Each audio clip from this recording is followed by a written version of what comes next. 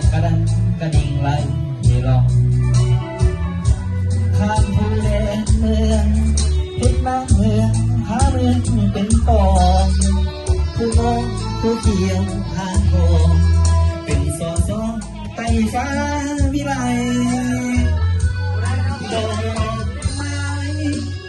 บริคำสวยงามเด่นน้ำหอมต้องมาบ่เล่นมาเห็นแม่ลืมบ่ได้คำพูดสุดแสนคำเสียแค่คำเอ่ยผู้ไทยพูดถึงให้ไปหน้าใหม่ก้าวเดินไปตามพักนำพาโอ้น้องบริคำใสเอ่ยเจ้างามหรือคำสรรเสริญว่าเป็นแดงเดียดดำหน้า